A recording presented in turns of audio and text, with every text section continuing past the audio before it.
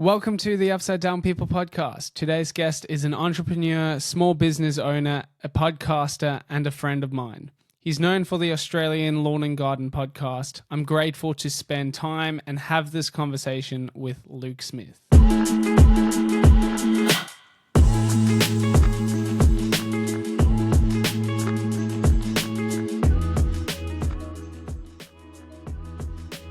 All right, well, welcome to the Upside Down People podcast. Luke Smith, how are you going today?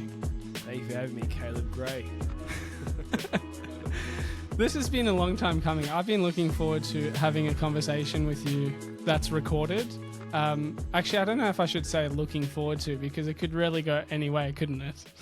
I asked you how much I need to tone this down so you can keep your Christian subscribers. I am a Christian also, right? But I do a gardening podcast and it's a different genre, so I'm used to just being silly. Anyways, thanks for having me on.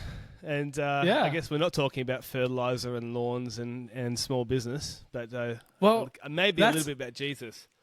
Yeah, that's exactly it. And also, I think maybe a good place to start. I know you really well, so for those who are listening or watching, Luke's one of my good mates. He likes to think of himself as my seventh bridesman. I think of him as my seventh best man. But yeah. Tell us a bit about yourself, Luke. You mentioned you are the host of a very popular Australian podcast called the Australian Lawn and Garden podcast. So in a very niche space, but it's really grown in popularity over the past year. And people from you've done a tour around Australia with that. You've just released your new app, Moquo. So you're an entrepreneur in the tech space world as well. Yeah. You've got your fingers in a few different pies there. But for someone who doesn't know you as well as I do, maybe give us a bit of background about what you do. Just a brief background about what you do, and then I reckon we can get into a brief bit about your story as well. Obviously, you're almost a Paralympian as well, and I'm sure people would be fascinated about that, and that really ties into where you find yourself here today, doesn't it? Well, in a nutshell, so I have been gardening in some sort of paid capacity since I was 15. I love the industry. Started the podcast a couple of years ago. There's a lot of small business content in the podcast, so it's a very popular podcast in that very small niche of kind of professional small business owners in that industry. We released Moquo 2 weeks ago. That's just because I wanted to have the title of tech CEO. Whether or not it's successful or not, we haven't made any money yet, but I can put that on my resume. But that obviously dwarfs in comparison to the achievement of being the seventh best man at Caleb's wedding, because we go right back. But no, for me, to be on a serious note, I have a real passion. Seriously, I have a real passion for small business because I have struggled a lot in small business with health issues and things like that over the years. And I love doing podcasts. Like, my ministry, in a sense, is giving out information that helps people have more successful small businesses in the gardening industry, because what that leads to is people coming home earlier, spending more time with their kids, actually going on holidays, not freaking out 24/7 because small business is hard. And that's what the app is about. I don't know if there's anyone listening to this who that will even help. Who knows how many gardeners listen to this podcast, but that's really what my passion is. The other stuff is, like you said, I have a condition called ankylosing spondylitis, which is a chronic autoimmune condition, and I lost the ability to walk for about 4 months when I was 14 years old, and had some permanent bone erosion. That's where the Paralympic conversations comes in, and I had a good patch for a little bit, and then was re-diagnosed at 26. And right. That's a whole big story there. But that's what I'm about, and Give us a snapshot into that. So a really debilitating disease. So when you're 14, that's quite young, and it's in your formative years, right? Yeah. And as a young man growing up I think a lot of us find our identity in what we can do and sport and that sort of thing.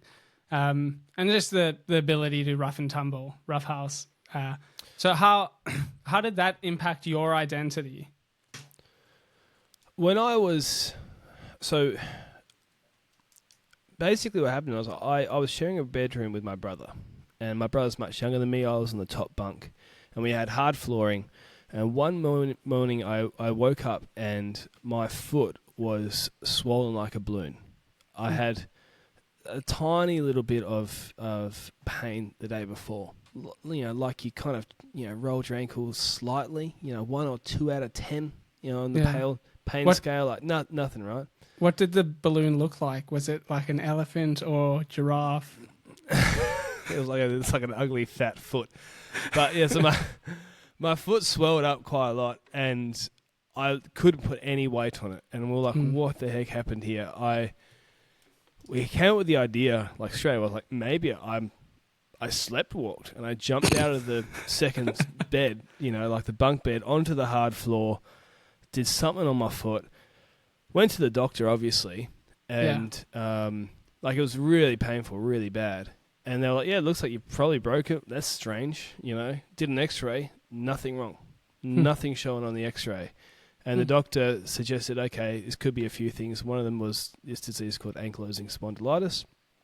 And anyway, went through a couple of months. Well, it was actually about a month-long process to get diagnosed. But in that period of time, I actually was sleeping over at your best man and my best man's house, Joel, back in the day. And so I had one bad foot, and this is a couple of weeks later, and then I woke up at his house again, and it wasn't quite as bad, but my second foot was starting to be bad, and I ended up having essentially, without medication, I couldn't do more than sort of 5 or 6 steps, like unassisted.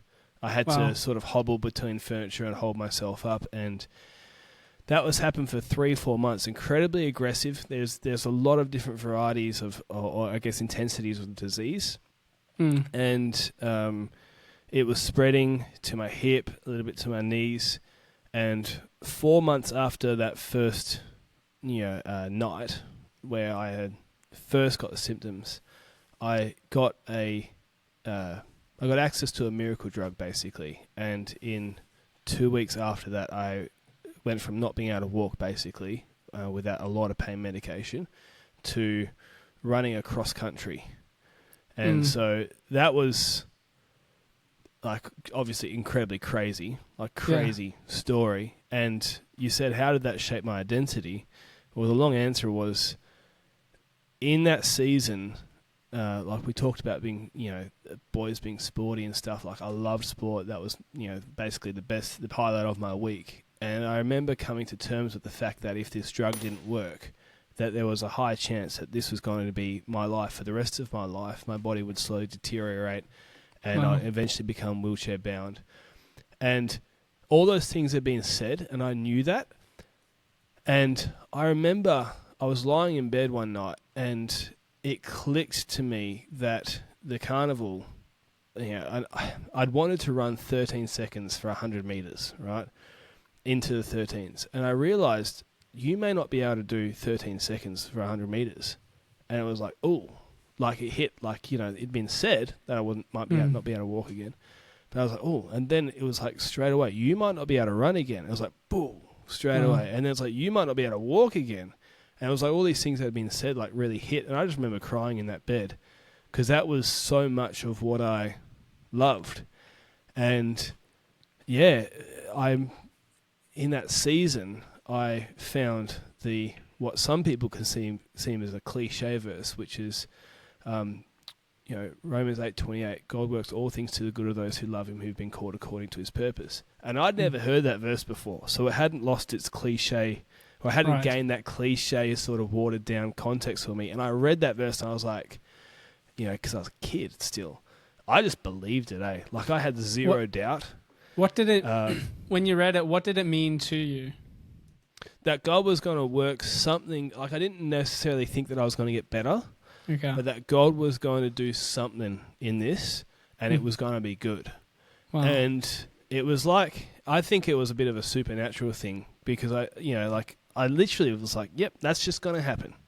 Wow. And the miracle drug, it was a very expensive drug. It was about $500 a week, I think, at the time. This is 2009, so with inflation, that's about $40 billion these days. But so a lot of money back in the day. The government paid for it, qualified for it, and like I said, 2 weeks later, I ran across country. Wow. And So, miracle drug, right? Obviously, I know your story, so that hasn't been consistent throughout where you find yourself now. Why hasn't that miracle drug lasted? Or has your body just become accustomed to it, or did the effects wear off, or can you only take it at a certain age? The disease it's really complicated, right? Like, I haven't even said the full name of my disease. What I had as a kid was called enthesitis-related idiopathic juvenile ankylosing spondylitis. Oh, that's much easier to remember. Yeah. So I usually say ankylosing spondylitis, or AS for short. Yeah. And because it was the juvenile version of the disease, it's slightly different than the adult version. Okay. And I was told, hey, here are the odds, right? You have this condition. Odds are it'll go away around 18 to 22. Odds are it'll come back at 27-ish. That's just what we see. Yeah. And as long as I was taking that drug, I never got fully better. Like, we used to hang out back in the day when we were young warthogs. And, like, I would hang out with you guys, but, like, I remember a time we were playing tennis or something, and you had this uncanny ability to forget to fill up your car with fuel, and it wasn't the first time. And you being the oldest one of the group, were the only one with the license, and you ran out of fuel. And anyways, it was like 3 kilometers from home. Yeah, it would have been about that. And I remember it was a gradual uphill as well. It was, yeah. Brantford Road. I can take you exactly where that is right now. And I just remember I was like, I can't push this. Like, I could push it for 100 meters, but like, my body will not hold out on this. So you jumped without in a license, steered the car home. But actually what I was doing, I faked the entire disease all those years because I knew that moment would happen. I just wanted to ride in the seat. But no, like, I never had full capacity in those years, but I lived a pretty normal life, except for the fact that I love sport and would push myself a little bit too far. Right. But so where did... Yeah, you go. No, go for it. So I just, like, that's the picture that we had. Is like, that was where the disease was at. And when you said why, basically I got re-diagnosed at 26. We can talk about the story later. And straight away went on the drugs and nothing. And it was like, oh, okay. That would have been pretty disheartening, right? Like, because in your mind you would have had memories of this excruciating pain and debilitation, and then you have this drug and you're able to function in a normal state. So you're almost expecting that, right?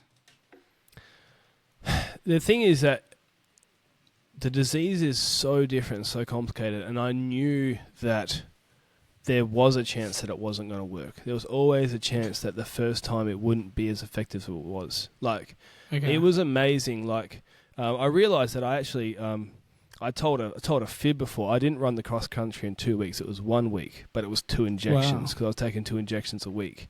And run is a generous term. I walked and jogged, but I got it done, and I was barely able to walk between my classrooms, on 6 naproxens a day, a week and a half earlier.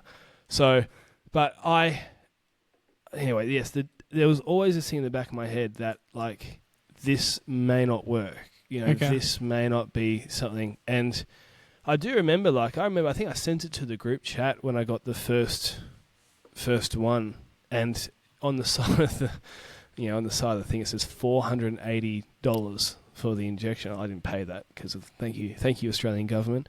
But No worries. Thanks, you taxpayer. yeah, thanks everyone listening. Thanks for the You quarter should be of thanking me. Yeah, percent or whatever of what that goes to me. But it was 0.4 of a mil. That's how expensive these, that's how big the injection is. And yeah, a lot of hope for it, and then it didn't work out. But then I was like, it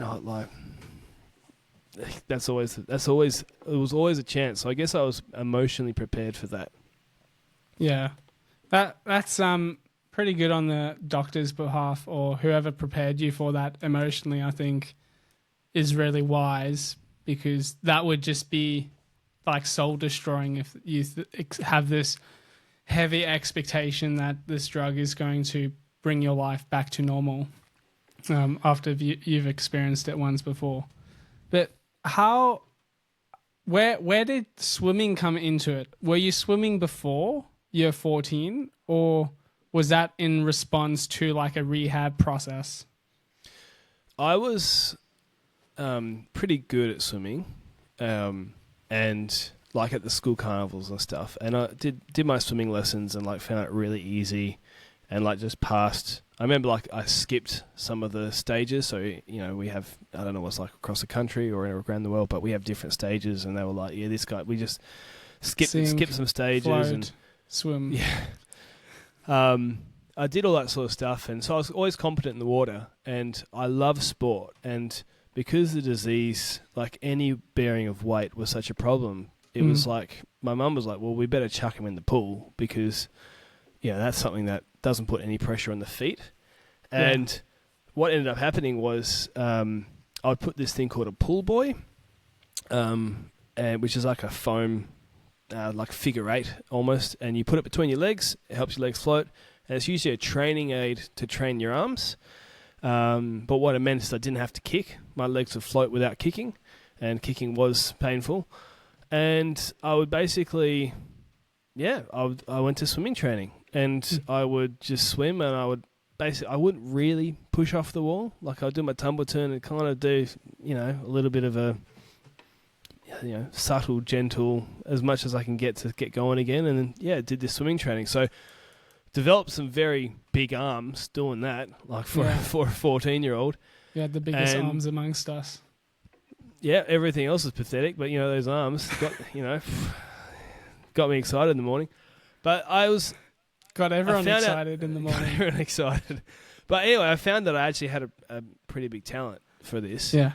And because the disease was so aggressive, the disease was actually eating away at my bones and my ligaments and my joints, and it was causing permanent bone erosion. And in the 3-4 months that, from when I was diagnosed to when I got those injections, I lost about 30% of the movement in my ankles, and I was about 5 degrees of rotation, 5 or 6 degrees of rotation in my right hip, and maybe 1 or 2 degrees in my left hip. And so, what does that mean to someone like myself who doesn't know what rotation in the hip should look like?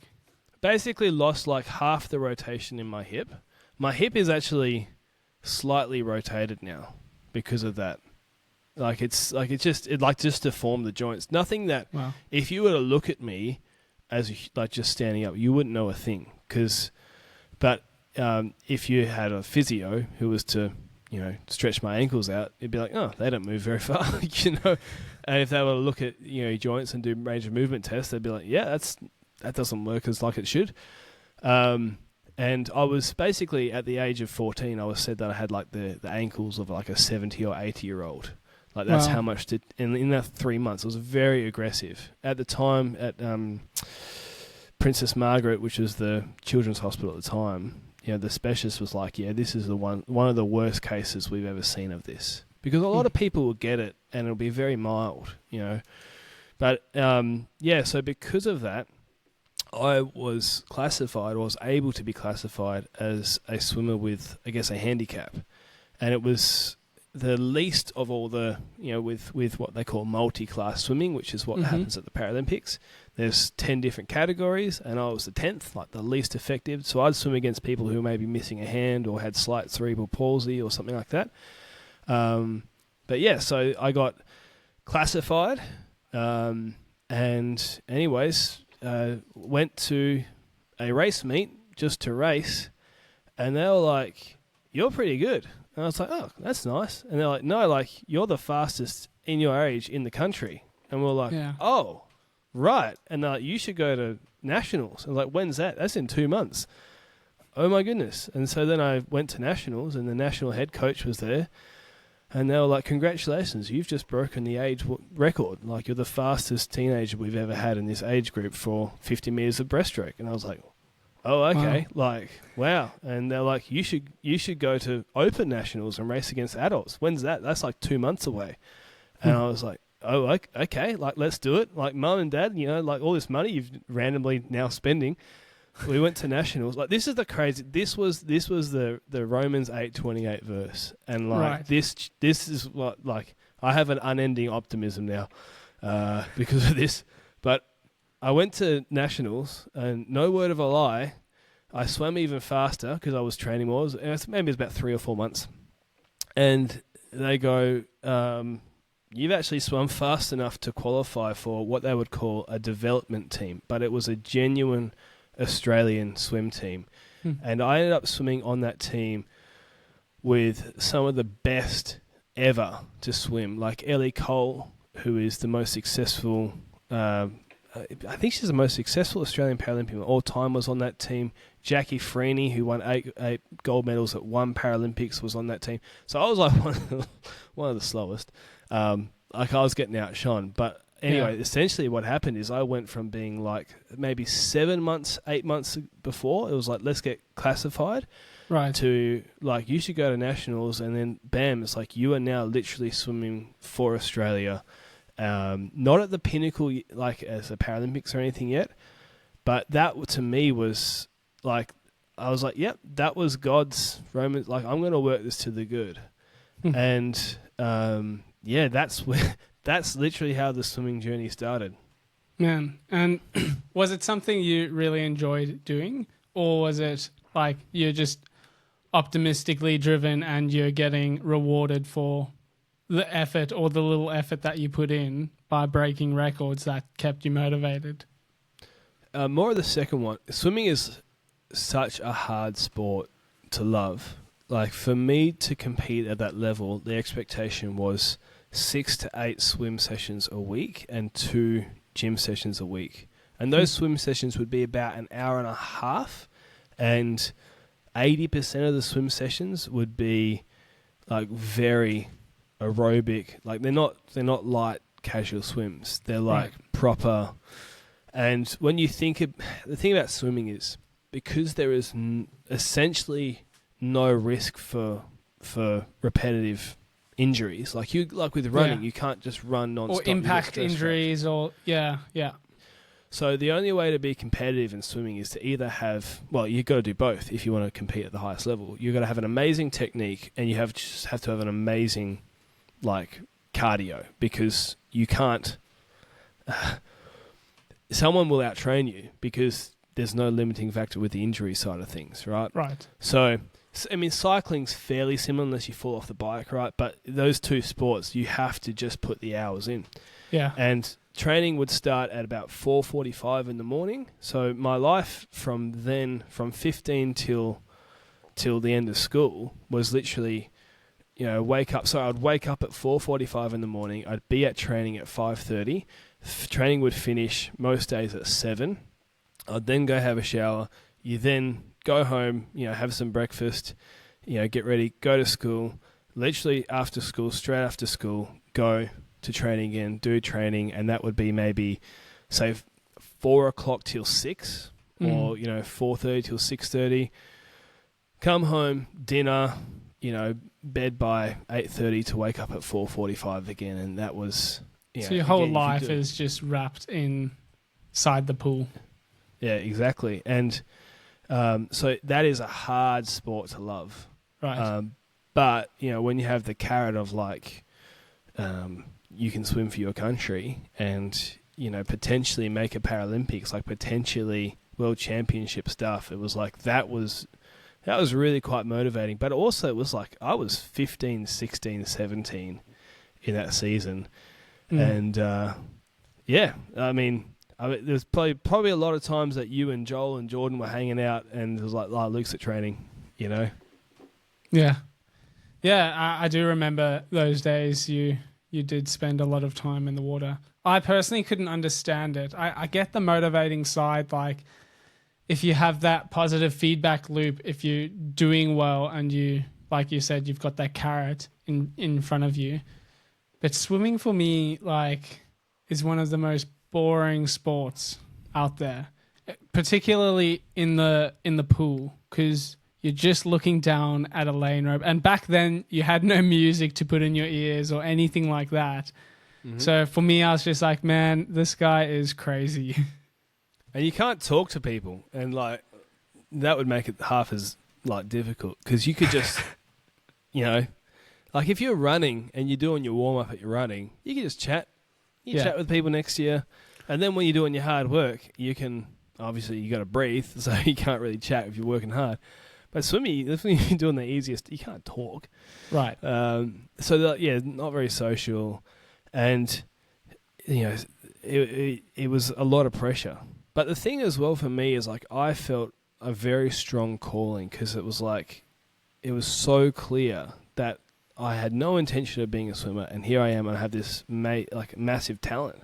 And you know, like to some of the records that at that time, like I was setting records that were like they were the fastest of any teenager. I still have those records, by the way. Like, what's that, 15 years ago? And it got to a point where, like, when I was 17, I was 14th in the world at 17. Wow. And so it was kind of like, even though there was a lot of challenges, like, this is a long story, but during that season, my parents got divorced. My dad moved to the other side of the country. This is crazy, right? Just throwing this in casually. My mum then moved to the other side of the country as well. So my dad was in Melbourne. My mum was in Tasmania. And for the last 3 months of year 12, I had represented Australia in May, and I had already qualified for a team in America. So I'd been in Berlin in May, and I qualified for a team in America on, I think, the 3rd of December. Wow. And the last 3 months of school, I was living with two 21-year-olds from church. I was so disorganized. It's like I'd come home and I was not really prepared for this. I wasn't prepared at all. I'd come home and I'd be like, okay, what's for dinner? And I'd be like, numbnuts, you're the one that needs to cook your dinner. And it's not just like you need to cook your dinner.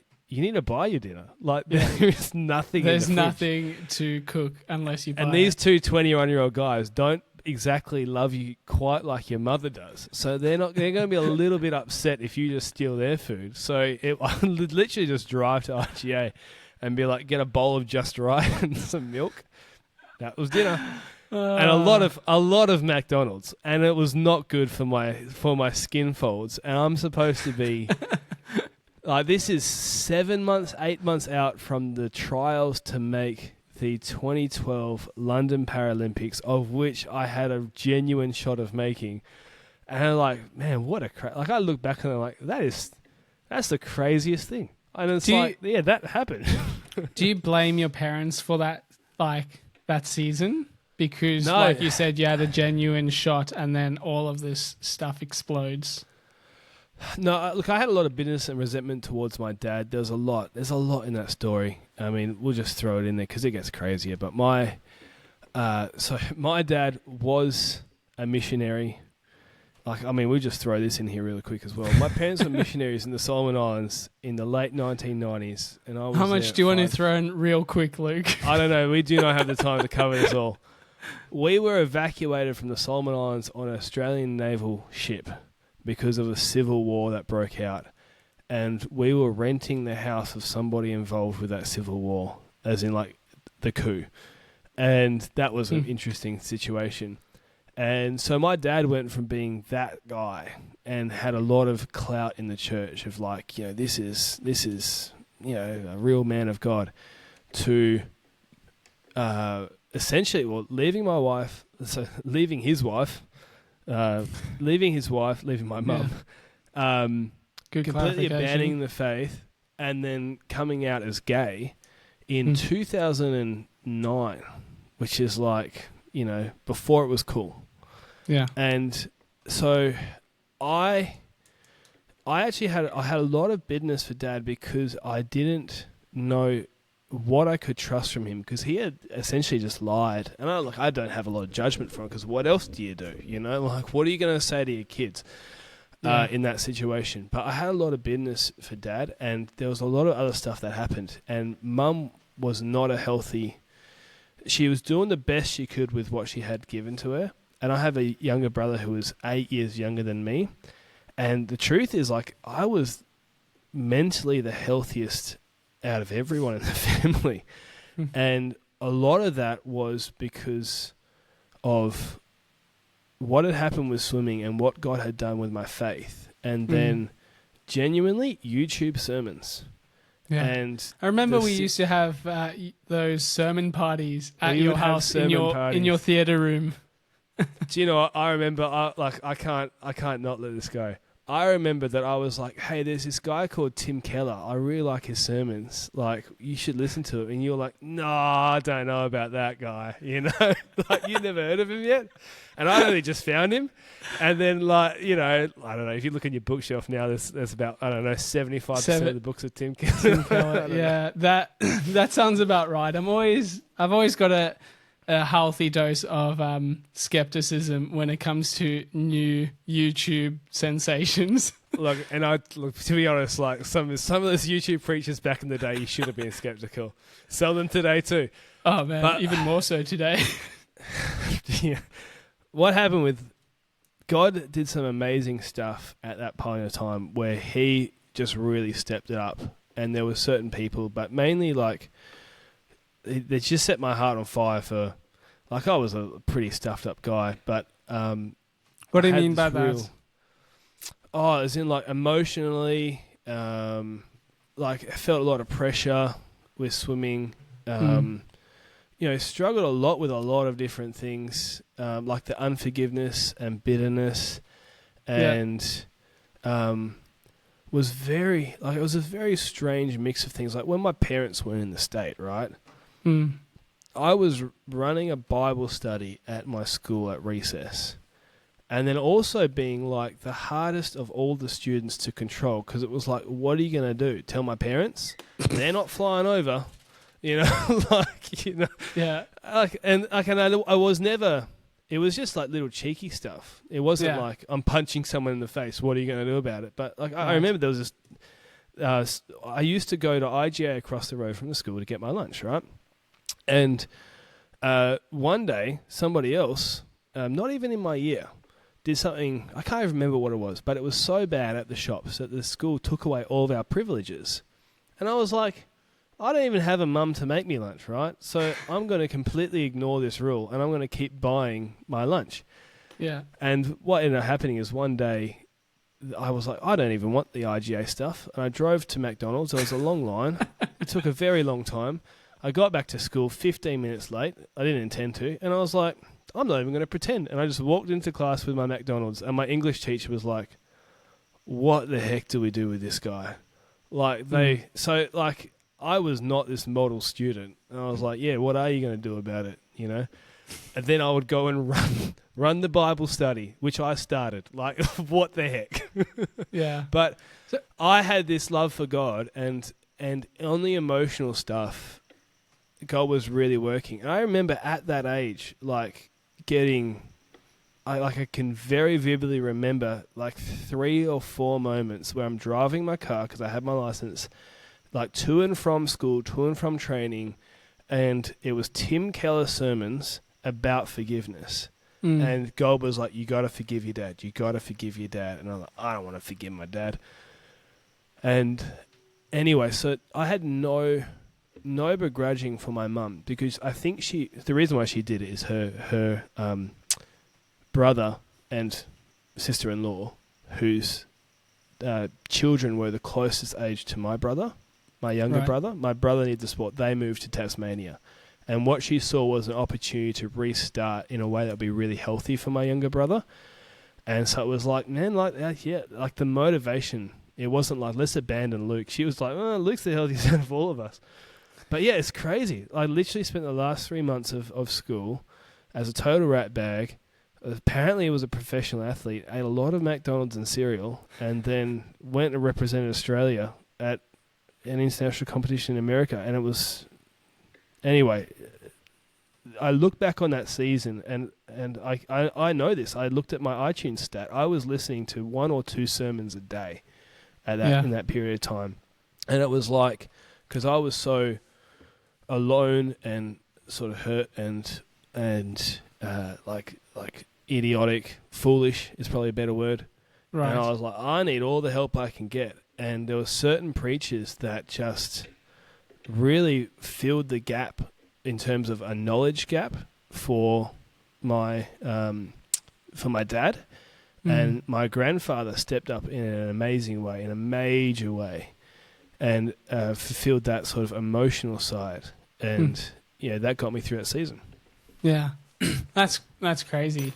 So I obviously know you, and I knew you during this time. So I feel like this may be an unfair question to ask because I know you. But in all of that time, so I've watched you grow to where you are now, and I'd say you're very, like, your kindness and your empathy has grown so much to where it once was. But when you're going through the thick of it, I'd say you were able to hide it pretty well. So you said, like, you're just feeling really isolated and alone, and you're going through all this stuff. Yet you sort of, from the outside looking in, you boxed or compartmentalized all of that, and just continued with like a normal life. To say it were, why do you think that was? I don't know. There's a part of me that definitely, like, you want to be seen as being capable as a boy, or as a, turning into a man at that age. And, you don't want to be seen as weak. And, it's one of those things where you probably don't want to say that. I know I'm not pretending, Yeah. But there are definitely moments where there's definitely moments that I can look back on and be like, that was like, there was something supernatural. Like, God really was doing stuff that was beyond my own strength. Like, one of the stories that came to mind, like, so my dad, is another thing. My dad was a scientist. He had a PhD. And so when he became an atheist, and this is one of the things this is what really set my heart on fire for God. When he became an atheist, I was like, well, if my dad, who has a PhD in science and a master's in theology, is no longer a Christian, I better think about this before I just blindly continue being a Christian. Yeah. And I went on YouTube and I looked up atheist Christian debate. And there was a debate between William Lane Craig and a guy named Peter Atkins. I watched the debate. It was 2 hours long. I had to pause it a lot. I had to Google words. I remember Googling existential. I didn't know what that meant. But what was clear was that at the end of the debate, the Christian had all these questions for the atheist hadn't answered, and the Christian had answered all the atheist questions. And it was really one-sided. And I was like, okay, well, maybe I just got a debate between a really good, smart Christian and a pretty average atheist. So I just kept looking up all these debates. And it got to a point where I was like 6-7 debates in. I was like, I have not heard anything that is convincing on the atheist side. And that's what really set the fire in my belly, where I was like, well, if this is true, you better commit. And you really better commit. And so I did. And I really committed. And a lot of those sermons, because that was where the YouTube came from. Then I started getting, the algorithm started recommending other preachers, and it was like Matt Chandler's there, and then there's Mark Driscoll and Ravi Zacharias, and obviously Tim Keller, John Piper, R.C. Sproul. A bunch of these people, that was what was the YouTube. So I just started watching these sermons, and so I remember this was one of the daftest things I ever did, but we went around. I was in Berlin with the national team. I think I was the youngest person on the national team. And in this is like some amazing swimmers. Matt Cowdery, who before Ellie Cole was our most successful Paralympian of all time. These sorts of people. And what they went around the room and they were like, okay, you got to introduce yourself. And everybody, if you are, if you've got a job, introduce your job and what you do alongside swimming. And, a couple of you young kids still at school, tell us what your parents do. So it got to me and I go, well, my dad's a evolutionary biologist. I don't really believe in evolution, but and my mum's a hairdresser and blah, blah. And somebody goes, what do you mean you don't believe in evolution? And I was like, it depends what you mean, macro, micro, like it's a complicated thing. And they were like, no, like tell us. We had like a 1 hour long debate, me versus 25 people, about whether evolution was right or wrong. The next morning, the national head coach got up and he was like, just so we're clear here, no more religion at the sports table, but I also,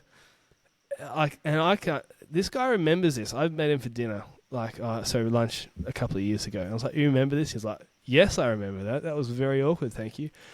But he goes, firstly, I don't agree with Luke's position, but he basically goes, but damn, did you stand up for yourself real well. And he was like, that sort of dog fight raging attitude is what we want to see in our swimming, you know? Yeah. And I look back, I'm like, what the heck happened there?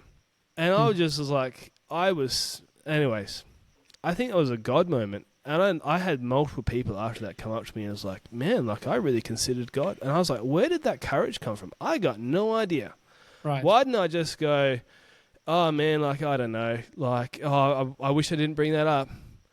I don't know. There was something in that. And yeah, anyway, the national head coach ended up working at a Christian school after that, after saying he didn't want anything to do with God. So I don't know what happened after him, but yeah. There you go. Is he a Christian now or just working at a Christian school? I'll text him. BK, what do you know? BK, what's your religious outlook right now looking like? Yeah, but look, so that was a long story. For basically, like, I can look back on moments and I can go, yeah, if you looked at me in that moment, you would have been like, this guy has so much confidence that he just took on a room of atheists. But I'm like, I don't know where that came from, because I was really shy on the inside at that meet because I was the youngest. I was the least successful and and to be honest, the slowest. Like, I was the person who scraped onto the team and that they were like, this guy's young, he's got potential, we'll put him on the team. Yeah. Like, I wasn't winning the medals. And anyways, so yeah, I don't know. That was a rambling answer I can't even quite remember the question, but there you go. No, that's great. It gives us insight into you. I think the thing I find fascinating, I think we've spoken about this before a couple of times. The thing I find fascinating about yourself, Luke, is so you have these real in-depth emotions and fears that you experience, but the courage that you have obviously overcomes what's happening internally, because your actions externally, how you engage with people, the risks you take with business or friends or different opportunities, there has to be like a courage there to be able to say, even though I'm feeling this way, maybe it's that positive outlook you were talking about before, that from when you're 14, you're what word did you say? Like an eternal optimist or something like that, where you can just expect the best outcome for yourself. Do you know what I'm saying? Yeah, that's definitely it. No, there's definitely, I don't know, like, I can't explain every single moment. I do think, there's that verse where it's like, if, I'm going to butcher this, but there is a verse basically saying, like, if you do stand in front of people, God will give you the words. Yeah. Do you know the one I'm talking about? Yeah. We need a Jamie like Joe Rogan has. Just Google it up for us. I'll quickly Google. Yeah. You Neither keep talking. Our I'll quickly podcasts Google. quite have the budget for that yet. But maybe another 20 million subscribers and we'll be able to do it.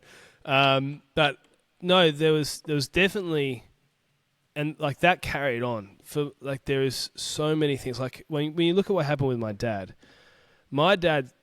and the situation that happened there absolutely set my heart on fire for God, because I was like, God may not exist, and I was like, I think God exists. No, God definitely exists. And then another person that I remember, Ray Comfort. I haven't watched his stuff in, I don't know, maybe 15 years. But I remember him sharing the gospel on the street to people. And I would just watch it because I just liked hearing the gospel story. Like, I didn't need converting. And it was just like, there was things like that like God was really doing something in my heart. And it was because of my dad. And I could see that. And I could go, God worked that to the good. You know, the swimming stuff. God gave me an opportunity because of my health issues. And he worked that to the good. And there was all sorts of things that happened. So I don't know if that works out in every single moment, but maybe that's a lot where there was this optimism that even though I didn't feel necessarily great, there was an optimism that it wouldn't last forever. Yeah, I think so. I just quickly did a quick Google of the verse. It is Luke 12:12. I'll see if I can share the screen. I've never shared the screen before, but I'll do it. Really? Yeah. What an honor. The first. Can you see it? Yeah. Are you supposed to be showing your bank account details? I'm joking. Yeah. What's mine is yours. So that's probably... Is that what you meant? That one? Verse. For the Holy Spirit will teach you at the time what you should say. Oh, yeah. When you are brought before the synagogues, synagogues, you go, rulers this and has gone bad. authorities, do not worry about how you'll defend yourselves or what you'll say, for the Holy Spirit will teach you at the time what you should say. I think there was a bit 12:11. of that going on in that moment. Yeah. Like, I do remember looking back that night and being like, man, I remembered a lot of stuff from those YouTube videos I was watching. Like, that was You've got a great memory, Luke. You honestly do. Not really. For an ostrich, like, incredible. Yeah, fantastic for an ostrich. Um, Off the charts. Something I usually do this at the end, but I reckon I'll do it now with you. So I usually ask our guests a question for the next guest, and then they can answer that, and you can do that for the next guest. So the reason I'm asking you now, because it ties into a bit of what you're saying, and before, if we had to move on to anything else, I feel like it's appropriate. So my previous guest was Scott Morrison, the 30th Prime Minister of Australia. Do you know the guy? Heard of him, kind of. Yeah. Yeah. So his question was, who do you need to forgive? Do you know what? Like, hand on heart, like, no, my forgiveness has been what God did with my dad. So you were there. Yeah. Remember that day, just, when I got married, and I think you were my third best man. Okay. By the way, if people don't understand the joke, is Caleb has a few friends and also wanted to include his brothers, and it just got quite large, and I was tacked on the end. So my joke was that, like, I was the afterthought, and I've just, like, never. It's not that I haven't. Maybe you need to forgive me. It sounds like. Yeah. Do you know what? God's brought it to us. Like, it's been revealed. No, it's like, that's what the joke is. But no, I sent an email to my dad after those sermons I talked about, telling him that I forgave him, and I meant it. I meant it. Like, I was very reluctant, but I knew, and there was a relief. And then what happened is, I got engaged. And my dad was like, I've seen my dad maybe once every 4 years since I was 15, something like that. Once every 3-4 years, right? And I hadn't seen him. And so he came and met Carrie. Maybe we were just dating, but it was quite serious. He came and met Carrie, and that was quite awkward. And I was like, no, I need to forgive him again. you know, like how many times should I forgive someone? It's like 70 times 7. I've got to forgive him again. Then he came to my wedding, obviously, right? And again, I had a less intensity, but a little bit of feeling of bitterness and resentment. And I was like, no, I've got to forgive him. I've got to forgive him. I've got to forgive him. You know, kept saying it. And then got married, you know, literally, you know, the song comes on, you may kiss the bride, song comes on, you walk down the aisle, and everybody's like, yay. And then your family comes to give you a hug. And it's like grandparents, mum, and then it's like dad. I don't think I had properly hugged my dad in 7 years, 6 years. I don't know. Like, you know, you kind of little casual, like hello sort of hug. And there is a photo of me in 4K or whatever pixel rate that camera had, hugging my dad with my eyes shut. And I know the feeling. I was like, I do not like this at all. Wow. And it looks like it's not going to last a pretty moment. And I was like, man, you haven't forgiven this guy really. At the deepest level, you haven't really forgiven this guy. So then I had to give more. And then eventually what ended up happening is in my early 20s, I decided that I had a lot of driving with my work. I decided that on the drives that I would engage and I would be the one who would call my dad, and that would be the act that was working in the opposite spirit against the unforgiveness. And I promise you, 8 or 9 times out of 10, maybe more, like my dad didn't even answer. And that was the thing that I was calling with no expectation. I was calling with being like, every time it doesn't answer, I'm going to have grace. I'm going to have grace. And my brother got married last year, and my dad lives in a different country now, and he had to fly over. And we at the time were staying down in Esperance, so we didn't have a place up here either at the time. And so it was like, do you know what? Let's share a Airbnb with my dad. And we had done some other stuff. We'd actually had him over to our house, like he'd stayed at our house and stuff. But my daughter was 3 years old at that stage. We had 2 children. He'd never met the kids.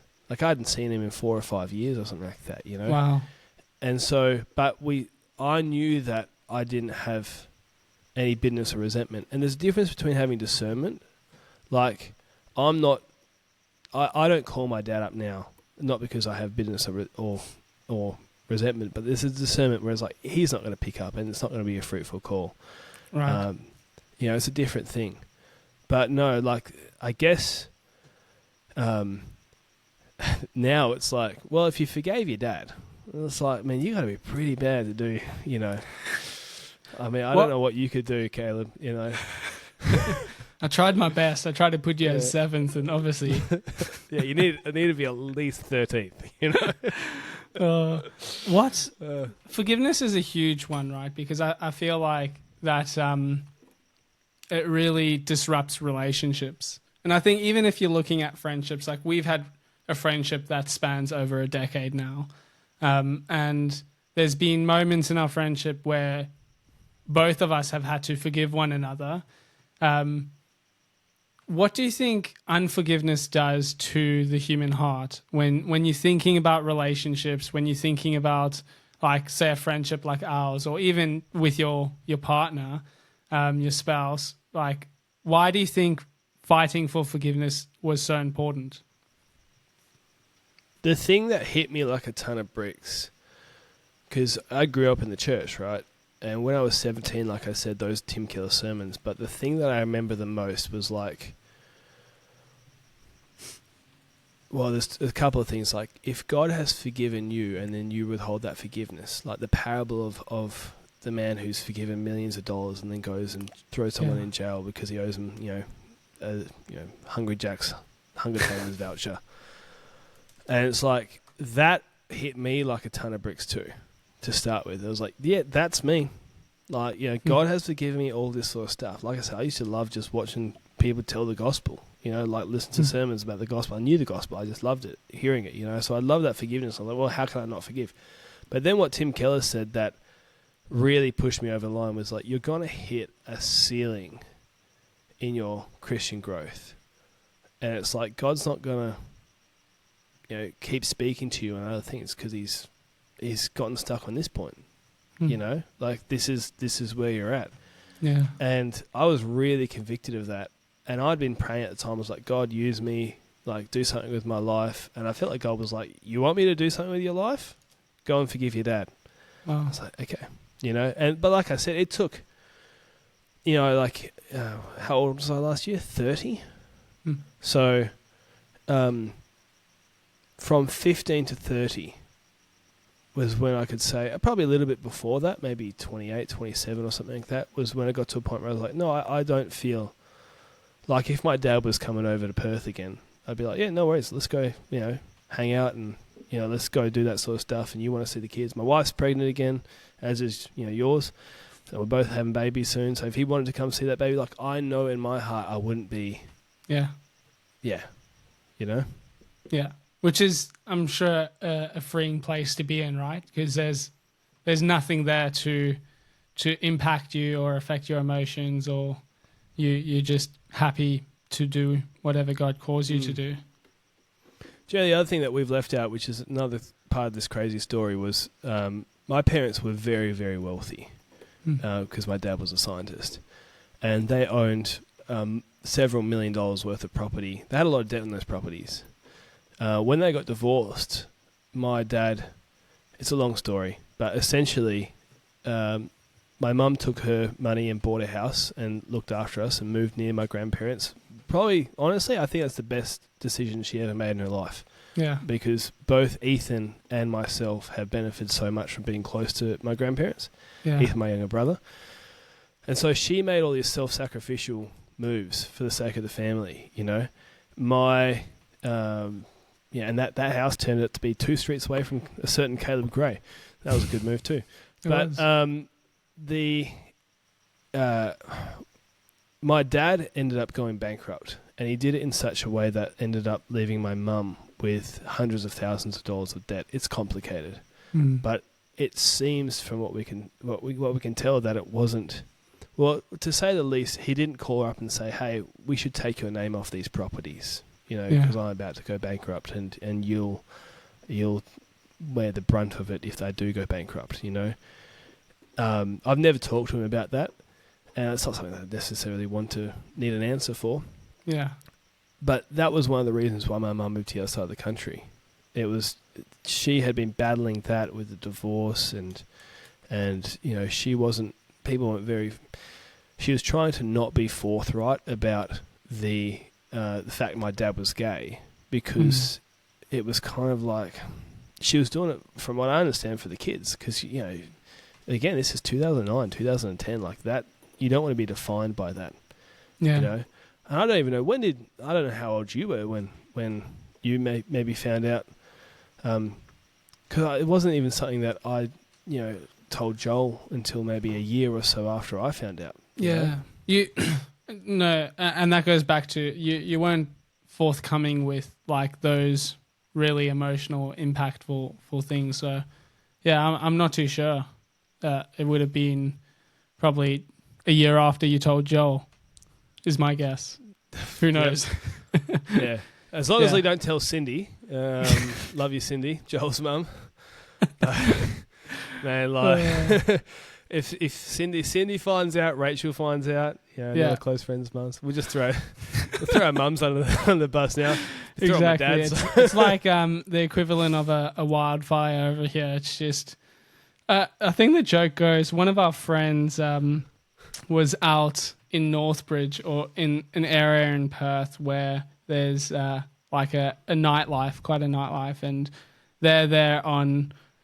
It wouldn't even be a proper date, but they bumped into Joel's mum, and things spread very quickly back to our friend's mum. So quickly that he didn't even realize he was in a relationship by the time he got back home. And apparently it was official to his mum.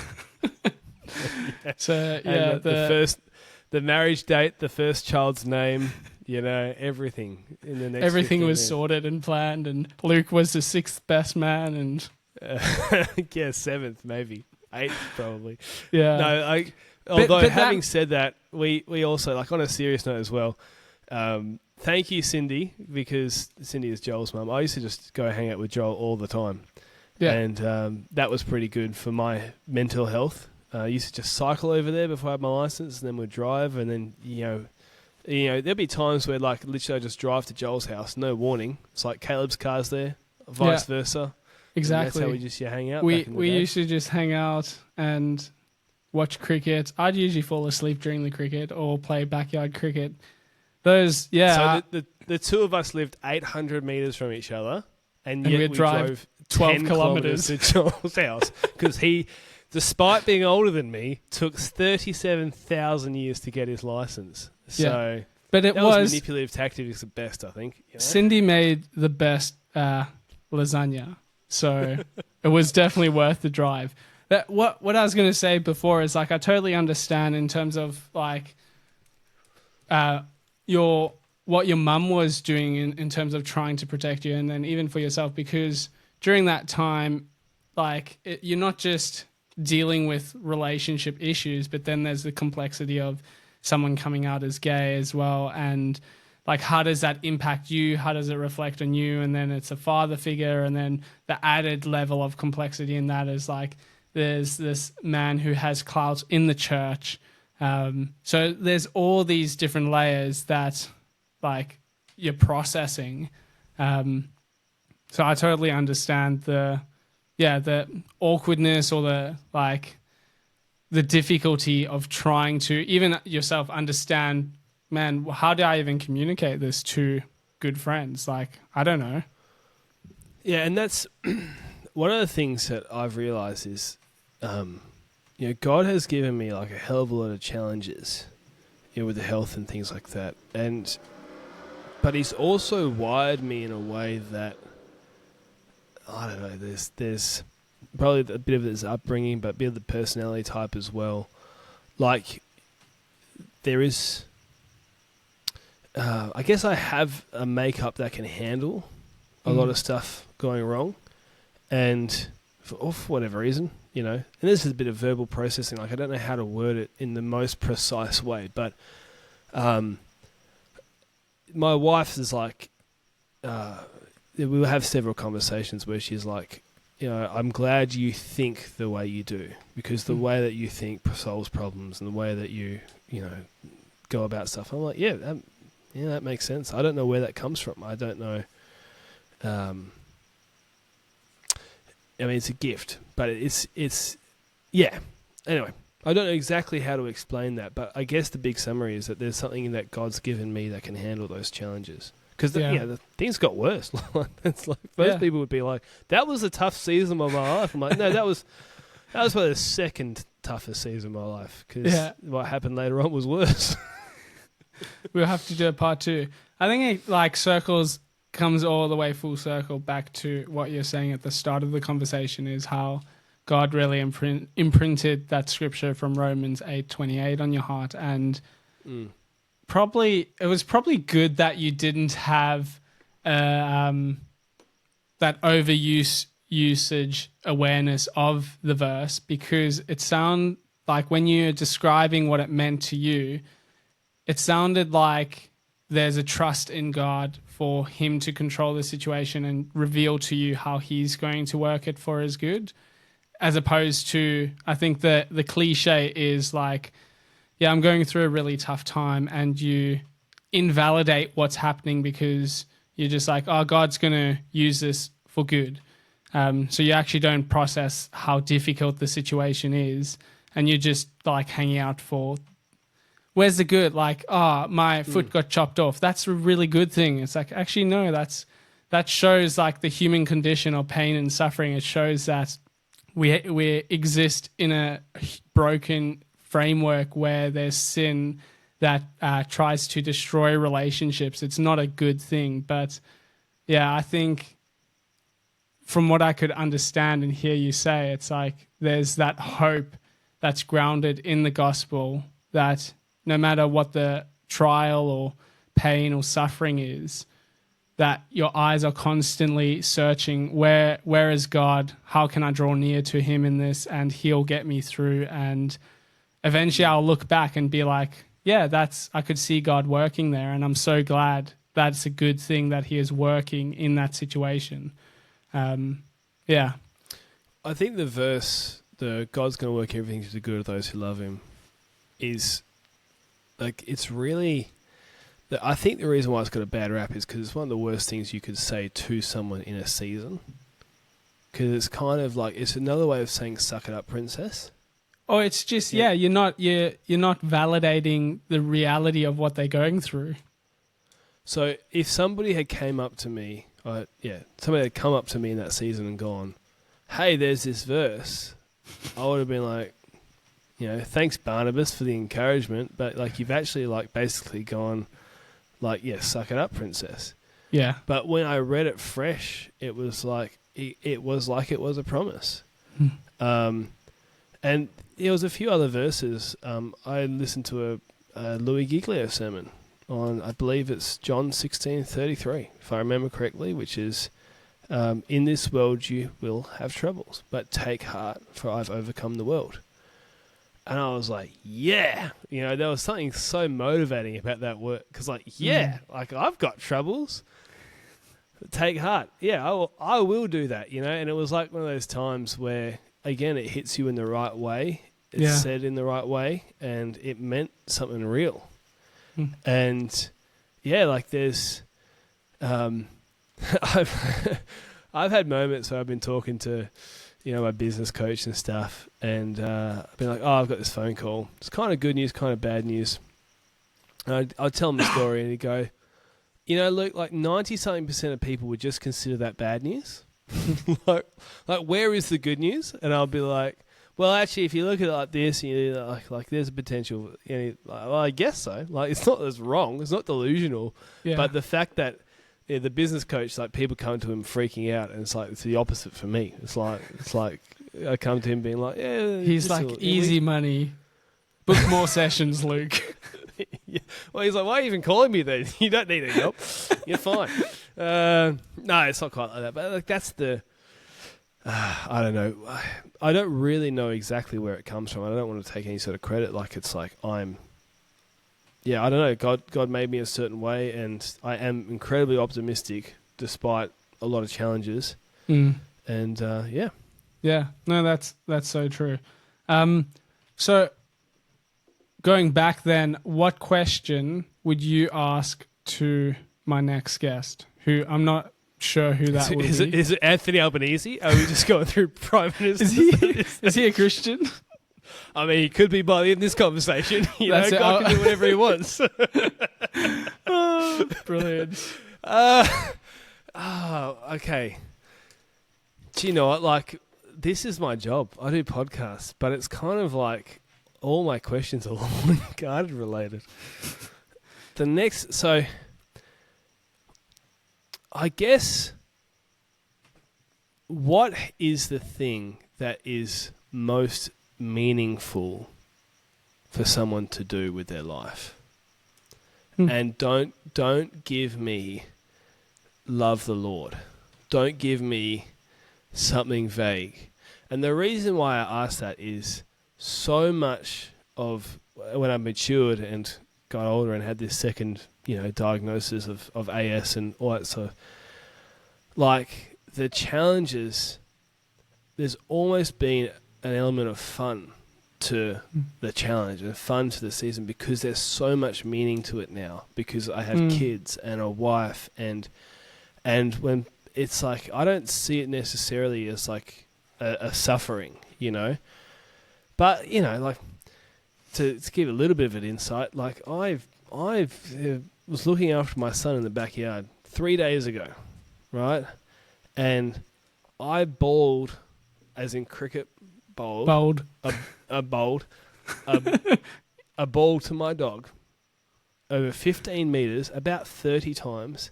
And the next day, I was in quite a lot of pain for about 8 hours.